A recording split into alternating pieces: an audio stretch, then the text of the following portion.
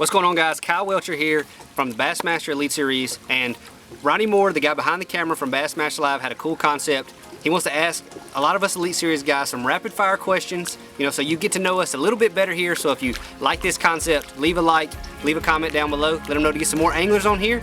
But we're about to ask rapid fire questions, let y'all learn a little bit more about some of the Elite Series pros.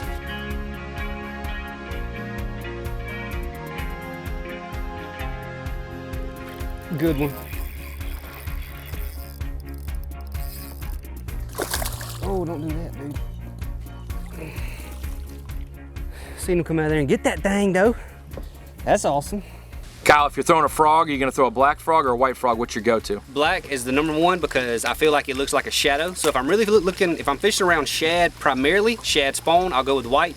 But I just feel like when the fish are looking up at topwater, the black looks like a shadow, and the fish can't tell if it's a bluegill, a chipmunk, a shad, whatever. It just looks like a shadow. How old were you when you fished your first fishing tournament? I was probably 13 or 14 years old, but I really got into it hardcore as soon as I turned 16 because obviously I had the accessibility to drive back and forth to the lake. What would you consider your favorite lake across the entire country? Champlain. I wish we could go there 8 times a year and have a different tournament there all the time. That place is phenomenal. Crankbait color, favorite one, shad, chartreuse, or red? It's got to be shad, and then red is a very, very close second, but you can leave a shad crankbait on the front deck 12 months out of the year and get bit on it. If you could only fish with one rod the rest of your life, what would it be? Like action and stuff. 7'3", heavy. For sure, I could throw everything on it from a frog to a little bitty worm. I could throw everything on a 7'3" heavy. What's your personal best largemouth? 10-1, caught on St. John's. Y'all watch Bassmaster all the time. Y'all seen it about 8,000 times. So 10-1 punching grass on St. John's. Insert 10-pounder right here.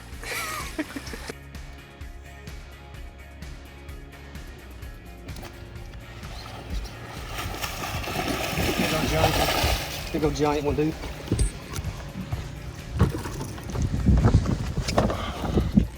Giant one. Giant one. Come here. Come here. Come here. Let me get my hands on you. Oh my God, dude! Look at that one, baby! Holy crap! What? Woo! What? Whoa! When you're getting to a lake, what's the first thing that you do to try to break down that brand new lake? So the #1, thing that you're gonna look at is watercolor. That's the #1 thing. Whenever I get to a lake, I'll have 30 rods pretty much rigged up in the rod box. And as soon as I get there and see the watercolor, I can almost automatically discount half of those. And then from there, you just have to look at the habitat, look at the surrounding area, and then figure out what time of the year it is and kind of break it down even more. So, but watercolor is #1. How many days a year do you fish? It's gotta be 200 plus. I don't even want to put a number on it, but it's gotta be probably 200, 220 days a year. It is a lot. I wouldn't be surprised if it was closer to 3 because I do fish almost every single day.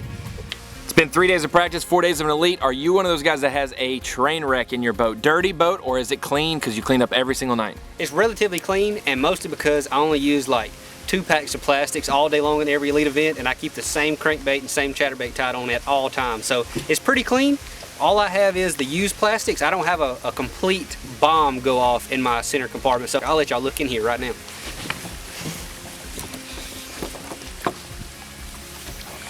It's not terrible, but it's not great. Empty bags of plastics, half empty bags of plastic. Yeah.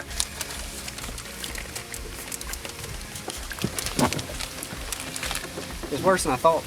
Kyle, you like to flip. Snell or no snell? Always snell. Always, always, always, always snell. I lost a 4-pounder on St. John's this year because I overthunk it.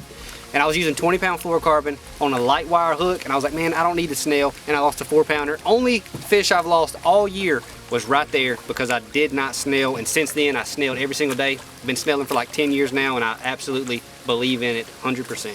You have one color soft plastic the rest of your life.